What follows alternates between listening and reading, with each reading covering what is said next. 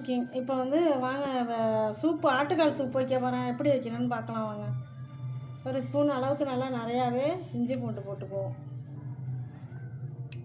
அப்புறம் வந்து ஒரு சின்ன தக்காளியாக 2 தக்காளி, 2 பச்சை மிளகாய், ஒரு சின்ன 2 வெங்காயம், அப்புறம் பச்சை கொத்தமல்லி, கருவேப்பிலை.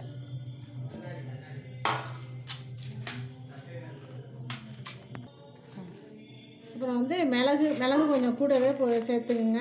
கொஞ்சோண்டு ஜீரகம், துக்குணும், கொஞ்சோண்டு சோம்பு, அப்புறம் பூண்டு. இது எல்லாத்தையும் வந்து இடித்து அதில் போட்டுடலாம். தேவையான அளவு உப்பு போட்டுருவோம்.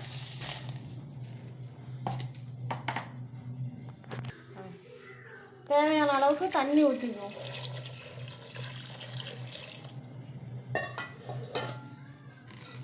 இப்போ அடுப்பில் வச்சிடலாம். 4-5 விசில் வச்சுக்கலாம். நம்ம குக்கருக்கு தகுந்த மாதிரி தான். என் குக்கருக்கு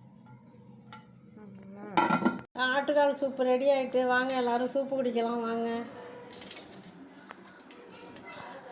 ஆட்டுக்கால் சூப்பு வந்து உடம்புக்கு ரொம்ப நல்லது. பிள்ளைங்களுக்கும் வச்சு கொடுக்கலாம், நம்மளும் குடிக்கலாம். அது தெரிஞ்சால் நீங்களும் வச்சு குடிங்க.